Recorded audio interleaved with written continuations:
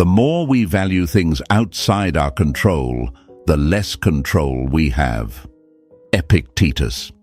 Here's the hard truth, my friends. For the next 14 days, you're going to take back what you gave away: your attention, your energy, your peace. Short and simple hook. When you stop feeding what drains you, it starts craving you. That's the game. Hey folks, imagine this. You're a lighthouse on a dark coast. Ships don't see you because you're running around the shore, waving a flashlight and yelling, "Over here!" You're exhausted, soaking wet, and no one respects it. Now picture the flip. Calm, steady beam, same spot, no noise. The ships line up because the signal is rare and reliable. That is the 14-day scarcity sprint. You stop chasing with a flashlight and stand tall like the lighthouse. People navigate to what is steady, not to what is needy. Another picture for you. Think of your attention like oxygen. When you keep pumping oxygen into a small fire, it flares and smokes and burns you out. The second you turn the valve and step back, the flame has to feed itself or die out. Silence is that valve. Detachment is that turn. It's not cruel, it's control. Let's break a few lies right now. Lie number 1. Chasing proves you care. No, chasing proves you don't trust your value. Care is calm and consistent. Chasing is anxious and loud. Lie number 2. Silence is immature. No, my friends. Silence is what grown discipline sounds like. You're not ghosting, you're governing. Lie number 3. If I stop giving, I'll lose them. If your giving is the only thing keeping them near, you never had them. Marcus Aurelius said, "You always own the option of having no opinion." Today, we update it. You always own the option of no reaction. That option is power. And yes, we can have a little fun while we're at it. We're not building an igloo of cold shoulder here. We're building a spine. We're not doing drama detox just to look mysterious. We're doing it to feel peaceful. We won't be posting cryptic quotes or sending smoke signals like, "Notice me, but don't notice me." Nah, we'll live. We'll lift. We'll read. We'll build. We'll let real life do the talking. Dark psychology calls it loss aversion and the scarcity effect. The less available something is, the more the mind hunts it. Stoicism calls it self-command. You don't twist emotions, you master your own. When they can't predict you, they have to respect you. When they can't pull your strings, they start checking their own. Here's what's coming. 14 days of clean choices. You will stop reacting like a fire alarm and start acting like a thermostat. Calm, set, steady. You will trade late-night scrolling for early lifts, gossip for goals, overthinking for output. You'll be surprised how quickly your nervous system thanks you. The world around you will feel different because you'll be different. Epictetus again. No man is free who is not master of himself. That's the mission. Not to make someone jealous, but to make yourself whole. And yes, my friends, when your presence becomes rare and your purpose becomes loud, don't be shocked when curiosity wakes up on the other side. You didn't force it, you just stopped subsidizing their certainty. So, folks, stay with me. We're going to keep it simple, clean, and strong. You'll learn how to speak less, move more, and let your life send the signal. If you're ready to reset your value without games and without noise, press like, hit subscribe, and lock in. Drop this in the comments so your future self sees it later and smiles. I choose discipline. Stay with me. Number 1. Pattern. Interrupt. Cold silence. Clean cut. Discipline is destiny. That's the punch, my friends. Not luck, not charm, not chasing. Discipline. If you want this 14-day scarcity sprint to work, they must feel the shift before they hear about it. They must experience the lack of your attention before they see a single word from you. You are not punishing anyone, you're practicing power. The first move. Walk away from the noise and stay with your standards. Picture this. You're in a marketplace where every vendor is shouting at the top of their lungs. The louder they yell, the cheaper their goods look. And then, in the far corner, there's one vendor who says nothing. Clean table, high-quality items, no drama. People wait in line because silence signals value. That's you now. No yelling, no pleading, no price drops on your worth. Or imagine a gym with a broken speaker blaring static. That's the mind on reaction, loud, messy, desperate for any signal. You walk over, flip the switch, and the room returns to calm. Silence is that switch. You choose what stays on. You decide what gets turned off. It's not cruel. It's courageous. I know what questions storm the mind when the silence starts. What if they never come back? What if they think I don't care? What if this makes me look weak or petty? Notice the pattern. Every question is about how you will be perceived, not how you will perform. That's the trap. We've been trained to live like billboards, bright, needy, always pitching our value. But billboards fade. Lighthouses last. Marcus Aurelius said, "You always own the option of having no opinion." Today we upgrade that. You always own the option of no reaction. Hold it like a key. Use it like a sword. Your restraint is your rebrand. Let's break the lies cleanly. Lie 1. If I keep giving, they'll finally see. No. If you have to overgive to be seen, you'll have to overgive to be kept. That's not love. That's labor with no contract. Lie 2. Silence is immature. No, silence is mastery. It is you choosing your energy budget and sticking to it. Lie 3. If I take a step back, I'll lose them. If distance makes them vanish, proximity never secures them. You didn't lose them. You lost the illusion. Why is this so hard? Because your nervous system has learned to equate noise with safety. Pings, bubbles, likes, views. They trick the brain into thinking, I matter right now. It's the same loop that keeps lab rats pressing the lever. Dark psychology gives this a name, variable reward. Sometimes the lever gives a pellet, sometimes it doesn't, and that uncertainty becomes addictive. Every time you text first, search their feed, or stalk the last scene, you're back on the lever. Your task in this first point is simple and brutal. Step away from the lever. Let the system crash. Expect shakes. Expect urges. Expect the phantom buzz in your pocket that isn't real. When that happens, breathe and repeat. I will regain control. But what if they misunderstand my silence? Good. Let them sit quietly. Silence is not a weapon. It's a classroom. In it, people learn who they are without your constant reassurance. They meet their choices. They face their patterns. And you reclaim your timeline. Seneca said, "He who is brave is free." The bravery here isn't a dramatic speech. It's a consistent no. No to pleading. No to proving. No to self-explanation that always ends with you feeling smaller. Freedom is built from numbers. Here's a metaphor you won't forget. Your attention is a premium fuel. When you pour it into a machine that leaks, it doesn't matter how sincere you are. The ground still gets wet, and you still run out. For 14 days, you stop filling leaky machines. You patch your own. You sleep like it's sacred, train like it's therapy, read like it's oxygen, work like results are rent due, and you pay in full. Every time the fear rises, what if they don't notice? You answer with action. Action is the language your future understands. Now, let's talk about why they will feel this even if you say nothing. Humans are wired for contrast.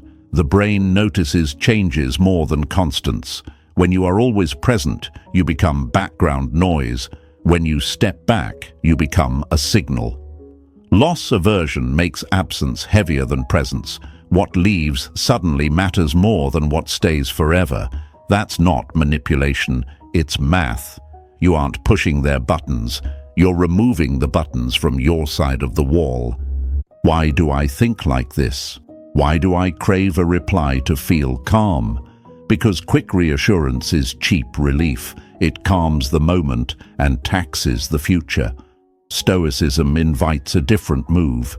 Choose the discomfort that strengthens the muscle, not the comfort that weakens the will. The first days will test you. You'll hear that inner voice. Just send one message to keep the peace. But notice, it's not peace you're keeping. It's a pattern you're keeping. Patterns built on panic don't hold. Patterns built on principle do. Rising from fear looks like this. You feel the pull, you name it, you sit with it, and you move your body instead. Cold water, clean room, hard set, long walk, deep breath. One page read slowly. One task completed to excellence, over and over. When the mind screams, do something, you already are. You're building a life, and a life like that sends a broadcast they can hear from miles away without you lifting a single megaphone. Let me give you one more image. Think of your value like a rare book in a quiet library. Years of wisdom on the pages, bound in leather. No neon sign, no free copies stacked by the door. People whisper around it, they approach with care, they schedule time to read.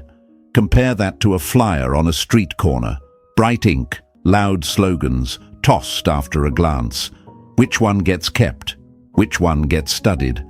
For 14 days, you become the book. Fewer pages visible, more substance felt. Less noise, more depth. They can't skim you anymore. They either show respect or they lose access. And if they don't come back, then you just proved the point. Your presence should attract those who can carry it and filter out those who can't. The scarcity sprint is not a trick to bend the world. It's a test to reveal it. You're not trying to win them, you're trying to win you. We end this first point simple and strong. Stop trying to manage their perception. Start mastering your direction. You'll feel the fear. You'll hear the questions. You'll want to break your own rules. Don't. Be the lighthouse. Be the vendor in the corner. Be the rare book. Calm, steady, selective. That's how value returns. That's how respect rises. That's how obsession begins. On their side, not yours. Type your promise so the future sees it when you scroll back. I choose restraint. Write it in the comments. Show them with your actions. Show yourself in the mirror. Show the world with your results. Stay with me. Next, we'll turn absence into a mirror that teaches what words never could. Number 2. Absence is a mirror, explained. When you go quiet, you don't create emptiness, you create reflection. Your words used to cushion reality for them. Your quick replies softened the edges of their choices.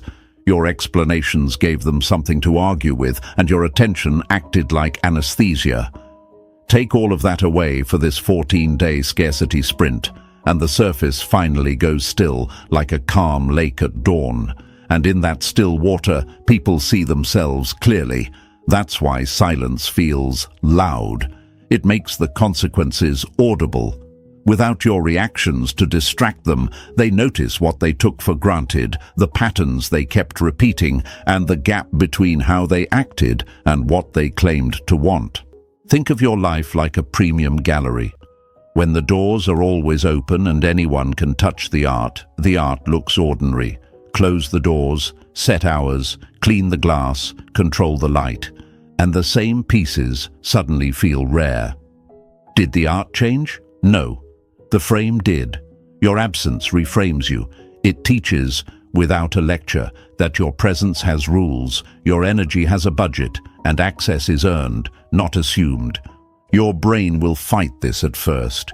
It's wired to chase pings, dots, and last seen because random little hits of attention trained it to press the lever again and again.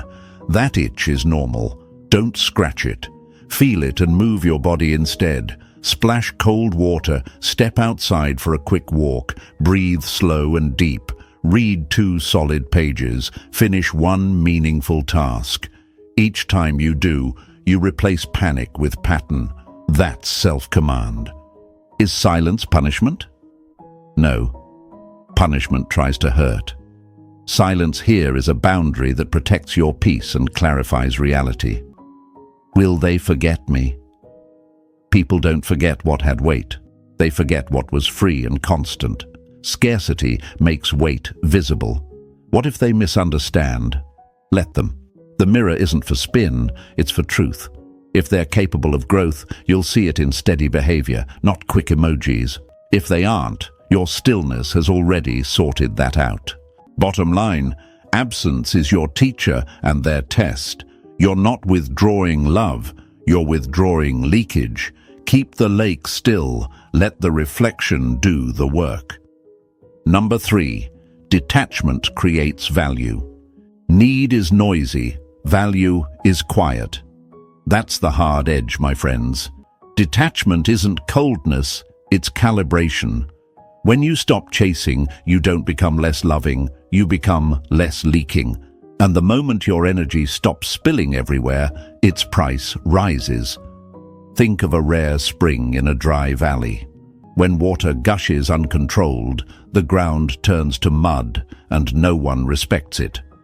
But when the flow is channeled, clean and gated, people arrive with containers and gratitude. Your attention is that water. Detachment is the gate. Hey folks, imagine you're a musician playing on a street corner 7 days a week, 12 hours a day. At first, a crowd gathers. Over time, you're just that background sound. People pass without listening because your presence is guaranteed. Now picture you playing a single announced set every Friday at 8 p.m. Same songs, same skill, different responses, lines form, phones come out, silence falls before the first note. Did your talent change? No, your availability did. Detachment is not disappearing, it's scheduling your presence on your terms. Scarcity is not a game you play with them, it's a promise you make to yourself. I will not devalue what I give by flooding the market. Let's address the questions that claw at the mind when you try to detach. If I stop giving, will they think I don't care? If I'm not always available, will I lose them? If I don't explain myself, will they misunderstand me forever? Notice the theme, fear of being misread.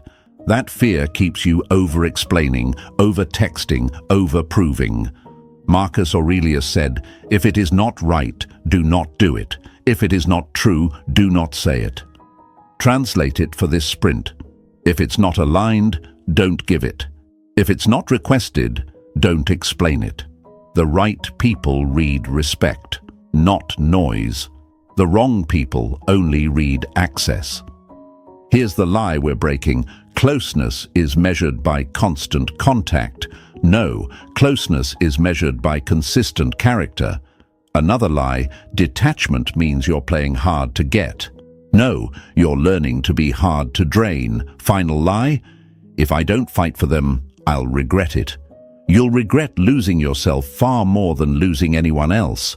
Seneca reminds us, he who is brave is free. The bravery here is dropping the illusion that you must perform to be kept. You are not a circus, you are a standard. Why is detachment so difficult? Because your nervous system is hooked on reassurance hits. Dark psychology calls it intermittent reinforcement, the slot machine effect. Sometimes your reaching gets a smile, sometimes a silence, and the randomness trains your brain to keep pulling the lever. Detachment means you step back from the machine and let the noise crash without you. Expect the itch, expect phantom notifications, expect your hand to float toward your phone like it has a mind of its own. When that happens, you breathe deep through the nose, long out through the mouth, and you ask the only question that matters. Does this action serve my standard or my panic? Choose a standard. Let me give you a metaphor you can feel. Picture your life as a high-rise under construction. Every time you chase, you abandon the elevator to sprint down 30 flights to argue with the neighbor about their music. Detachment is pressing the button to go up anyway. Let the noise exist. You build. You pour concrete in the morning, frame walls in the afternoon, wire lights at night. The building rises. From the street, they can't ignore it even if they try. That's the value. It doesn't bark. It towers. But won't they forget me if I detach? People forget what is cheap and constant. They do not forget what is rare and grounded. The scarcity effect isn't voodoo, it's basic attention economics. When access is unearned, it teaches people to take you for granted. When access is aligned with your standards, it teaches people to step up or step out. You're not punishing, they're choosing. Epictetus said, "Wealth consists not in having great possessions, but in having few wants." In practice, the less you need their reaction, the richer your presence becomes. Practically, detachment means you stop narrating your every move. You train and you don't post. You read and you don't quote. You work and you don't announce. Not because you're hiding, because you're busy living. You stop replying instantly, not out of spite, but because your mornings belong to your mission and your evenings belong to your recovery. You say no without an essay. You say yes with a calendar. Your time becomes a vault, your attention a currency, your presence an event. Watch how even your simplest text carries new gravity when it's no longer a flood. Add a little humor because we keep it human. Detachment is not becoming a mysterious monk who only appears in candlelight to post vague captions like, "Some of you will understand." No, my friends. Detachment is being the adult who has a bedtime, a budget, a training log, and a purpose, and whose phone is not a remote control for their self-worth. It's drinking water, not drama. It's lifting iron, not lifting conversations beyond their expiration date. It's to-do lists, not to the moon fantasies. It's actually attractive because it's actually rare. Here's the quiet superpower you'll notice. Once you detach, you stop resenting. Resentment is the bill you get for giving beyond your limit. When you honor your limit, the bill never arrives. Your tone softens because your boundary is firm, your eyes clear because your path is clean, and ironically, that peace is what makes people lean in. They can sense you're not auditioning. You are occupied with growth. We close this section like a stamp on wet cement. Detachment doesn't shrink your heart, it sharpens your edge. It doesn't cancel your care, it calibrates your cost. You are not stepping away from love, you are stepping towards standards.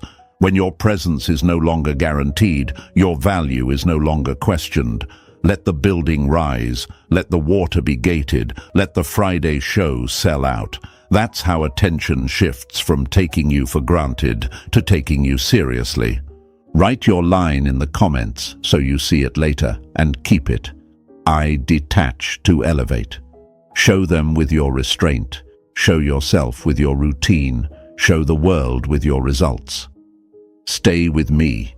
Next, we turn contrast into your ally, so every glimpse of you weighs more than 1,000 words. Number 4, the contrast effect. Things are seen better when set against their opposite. That's the edge, my friends. People don't judge you in isolation.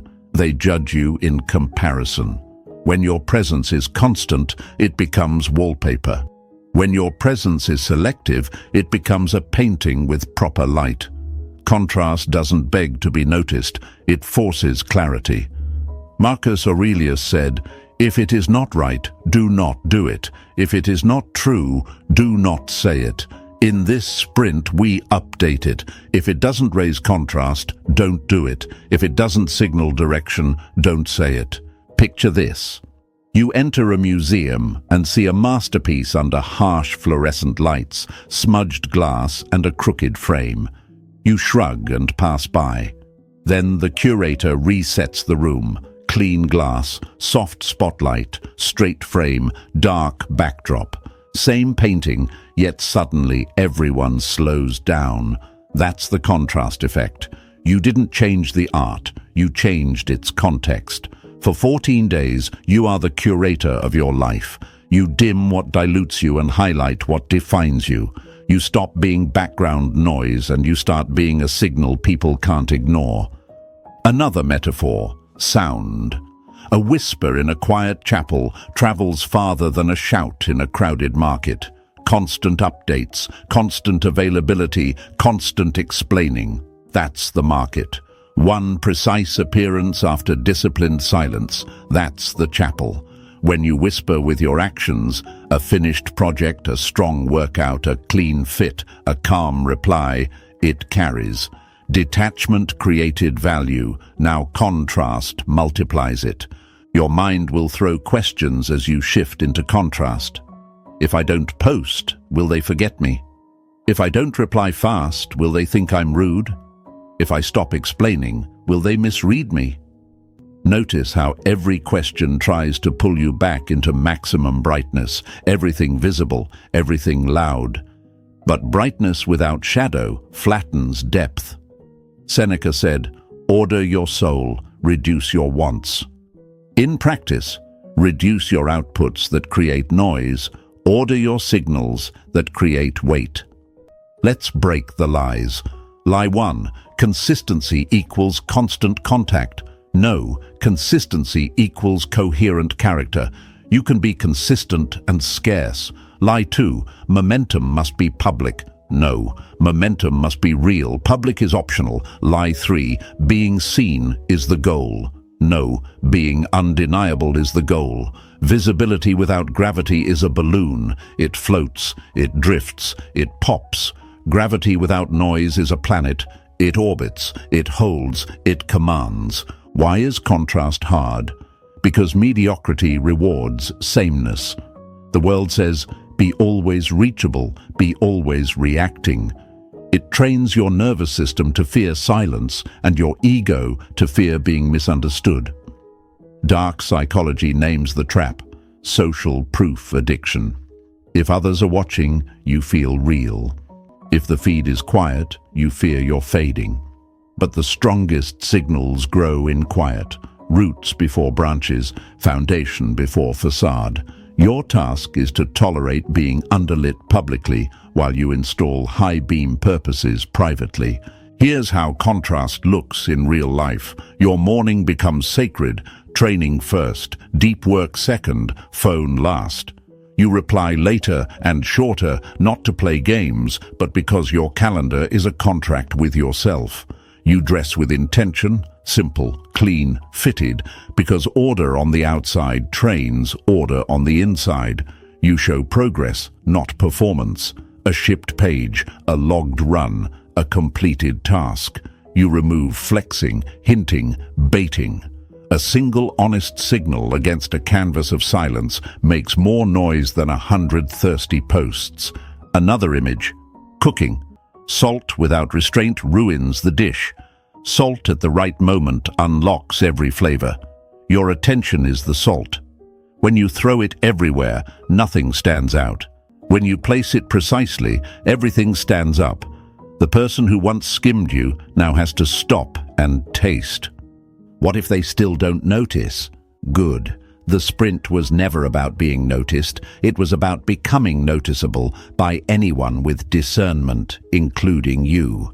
Contrast trains you to see yourself without the filter of their reaction. It proves you can live aligned without applause.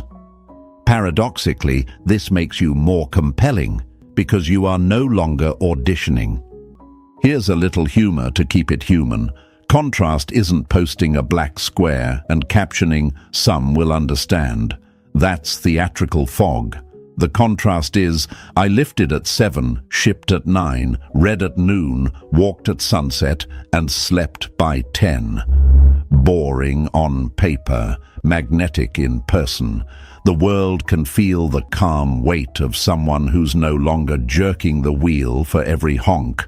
When fear spikes, what if I'm being too distant? Run the test. Does this action reduce noise and raise signal? If yes, proceed.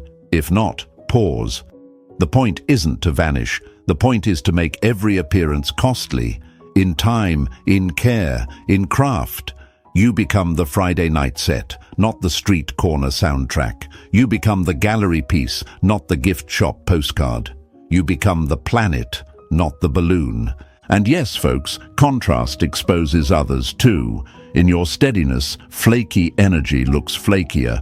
In your quiet excellence, empty flexing looks emptier.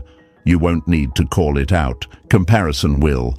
That's justice without judgment, reality doing the teaching. Epictetus again. We are not disturbed by things, but by the views we take of them. You are changing the view of you. Their view may follow, or it may not. Either way, your standard stands. We land this section with a simple line you can carry. Curate, don't clutter. Frame your life so the best of you is lit and the rest of you is being built.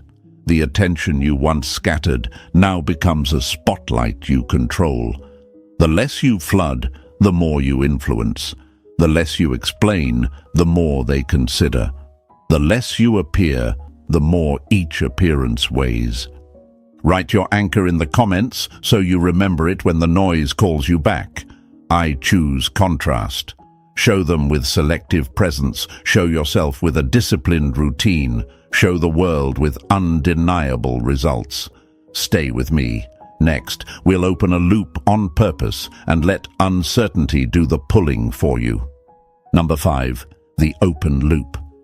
Unfinished stories haunt the mind. That's the punch, my friends. The brain isn't built to let loose threads lie. It keeps tugging, replaying, searching for the missing piece. Psychologists call it the Zeigarnik effect. Stoicism translates it to a simple discipline: say less, do more, and let the space tell the truth. The open loop isn't a trick. It's a boundary that invites curiosity without you begging for attention.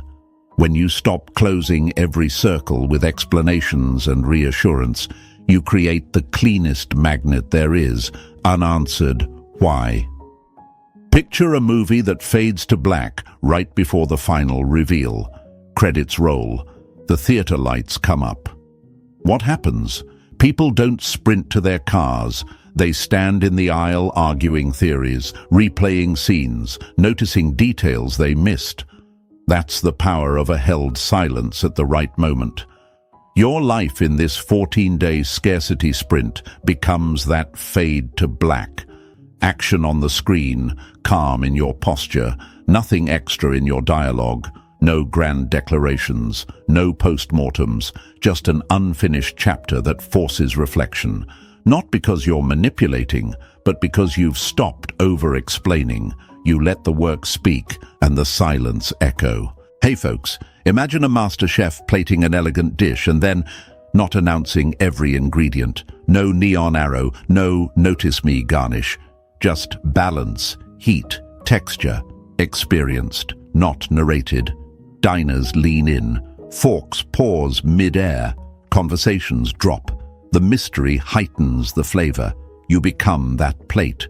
Not cryptic, not coy, simply complete on your side and incomplete on theirs. The loop is open where it should be, in their head, not in your heart. Now the fear talks. What if they think I'm arrogant? What if they move on because I didn't add a smiley face? What if silence makes me forgettable? That fear is the old marketing department in your mind, insisting you must pitch yourself to be chosen. But my friends, neediness is loud, sovereignty is quiet. Marcus Aurelius said, "Waste no more time arguing what a good man should be. Be one updated for this sprint. Waste no time arguing what your value is. Live it and let the rest wonder. Let's break the lies cleanly. Lie 1. Leaving questions unanswered is rude. No, Leaving yourself unguarded is unwise. The open loop is not about withholding kindness, it's about withholding leakage. Lie 2. If you don't give closure, you're a villain. No, closure without accountability is just anesthesia. Silence creates the condition for accountability to rise. Lie 3. Mystery equals manipulation. No, mystery equals privacy plus momentum. Manipulation seeks control. Your open loop seeks clarity. You're not pulling strings, you're putting down the strings they use to pull. Why is this so hard? Because your nervous system has been trained to slam doors just to escape uncertainty. Better a bad answer than no answer, it whispers. But bad answers cost you long-term.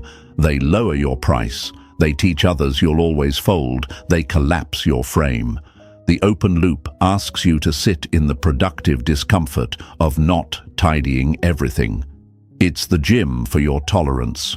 Reps look like this. You resist the urge to send the extra text. You resist the urge to explain the obvious. You resist the urge to perform availability. Each resisted urge builds a muscle called presence. Here's a metaphor to ground it. Think of a bookstore window at night. One lamp, one unfinished chapter on the stand, a pen next to a closed notebook. You can't read the ending, but you feel that something is being written. That's your life across these days. Small glimpses of genuine motion, weights racked, pages dog-eared, shoes dusty from a long walk, without the commentary.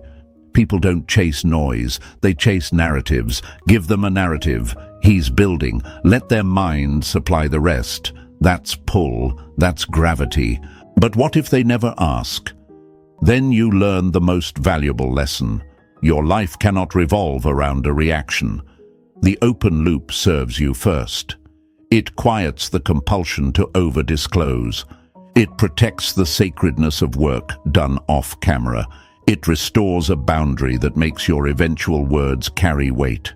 If curiosity rises on the other side, good. It did so honestly. If it doesn't, you still won. You became the person who lives, not the person who begs to be seen living. A little humor because we keep it real. The open loop is not you posting a blurry latte with the caption, "Some will get it." That's theatrical fog. The open loop is you leaving the gym at 7 a.m., phone in pocket, no selfie, but the next time you appear, your shoulders are speaking for you. It's you closing your laptop on a finished chapter and walking to the sunlight without tweeting, "Finished a chapter." It's doing the thing and letting the silence carry the resonance. Practically, here's how it feels. You send fewer messages and each one is cleaner. You decline with one sentence, not an essay. You show up in person with steadiness, not status updates. You allow pauses in conversation instead of nervously filling them. You stop pre-answering questions no one asked. You don't bend your schedule to prove you're easy. You protect your schedule to prove you're real. The loop stays open because the work stays ongoing, and you refuse to rush your own becoming to soothe someone else's impatience. Epictetus reminds us, first say to yourself what you would be, and then do what you have to do. The open loop is that vow in action. First decide, I will be a man whose life explains him.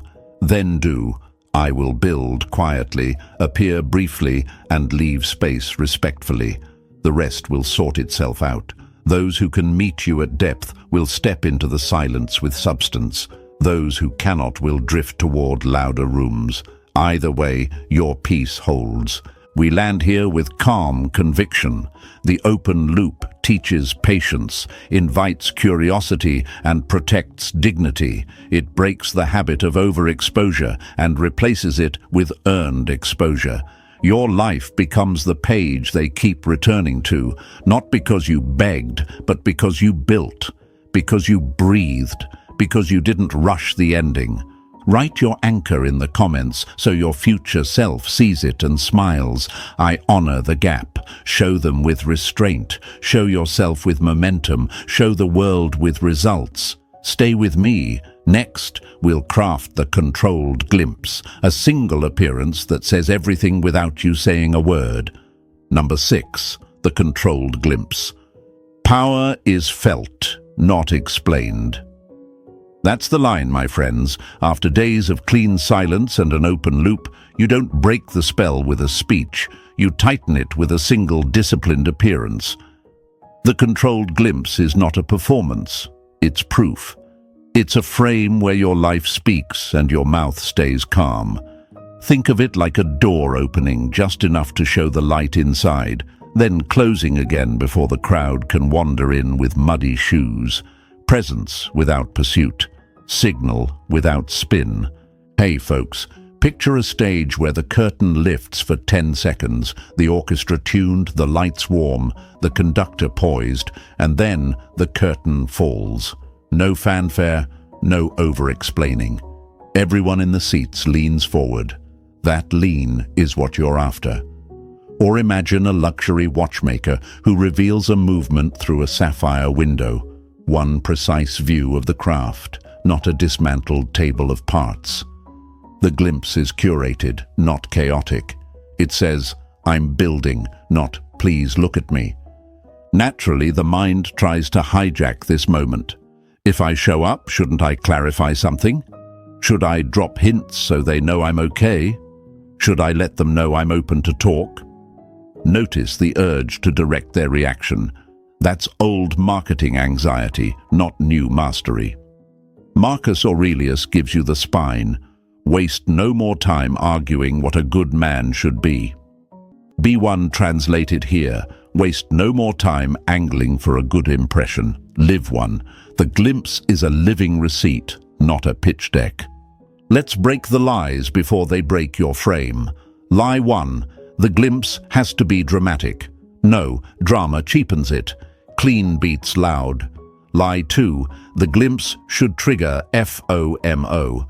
No, the goal is not to twist emotions. The goal is to display order. Lie 3. The glimpse needs a caption that clears the air. No, the air clears when you stop fogging it with commentary. Your job isn't to shepherd their feelings. Your job is to shepherd your discipline. Why is the controlled glimpse hard? Because it starves 2 addictions at once, the craving to be understood and the craving to be applauded. Dark psychology names the trap, social proof fixation. If others clap, you feel real. If they don't, you fear you're fading. But the strongest identities grow off stage. The glimpse merely confirms what you already know. Your life is moving. You are steady. You are not auditioning. So what is a controlled glimpse?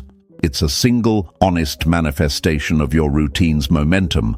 No bait, no barbs, no backward glance. A crisp post-lift frame with chalked hands, a laptop lid closing on a finished page, shoes dusted from a sunrise walk, a quiet table with a book and a pen, no cryptic lines, no some will get it theatrics, no triangulation. If it can't be understood as a stand-alone moment of craft, calm, or care, it's not a glimpse, it's a gambit.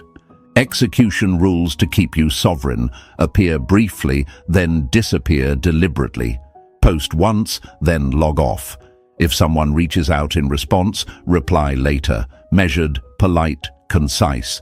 No essays, no history lessons, no just so you know. Keep it human, not hungry. If an invite comes, you consider it against your criteria, not your cravings. Standards first, schedule second, sentiment last. Epictetus would smile. First say to yourself what you would be, and then do what you have to do. You already said it in the silence. Now do it with the glimpse, a metaphor to anchor you. Think of your presence like perfume. Too much and the room winces. Just enough and the room notices. The controlled glimpse is the just enough. Another, salt in cooking. A pinch at the right moment unlocks flavor. A handful ruins dinner. Your attention is that pinch. The glimpse is that moment. You are not seasoning for their taste buds, you are cooking to your recipe. But won't they miss the message if I don't make it obvious? The message is the obvious. You are living, you are calm, you are consistent.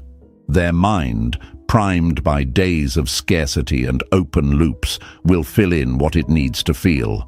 That's not manipulation, that's psychology running on natural rails. If they are capable of depth, they will approach with respect. If not, they will demand a spectacle. Either way, your frame holds. Keep a little humor, because it keeps you honest. The controlled glimpse is not the mysterious latte in shadow with the caption, "Growth." That's theatrical fog, folks. The glimpse is the early alarm, the sweat on your collarbone, the bookshelf rearranged because you actually read, the sink empty because you cleaned, the calendar full because you scheduled, the face relaxed because you slept. Boring to talk about, magnetic to witness. And remember the boundary under the beauty. The glimpse is for alignment, not for answers. You don't owe a debrief. You don't owe a mood. You don't owe an explanation of who you were with or why you were there. Privacy plus momentum equals mystery. Mystery plus consistency equals gravity. Gravity plus standards equals respect. Respect plus time equals peace. That's the chain you're forging. We land this with steel in the velvet. The controlled glimpse says, I am present and I am not pursuing. It says, access is earned, conversation is invited, not dragged out of me, not squeezed from me. It says, I'm proud of my routine and I'm protective of my quiet. This is how obsession, on their side, not yours, takes root. Not because you teased, but because you tended, not because you hid, but because you held, not because you chased, but because you chose. Write your anchor in the comments so you lock it in. I appear with purpose. Show them with your poise. Show yourself with your plan. Show the world with your progress. Thank you for watching.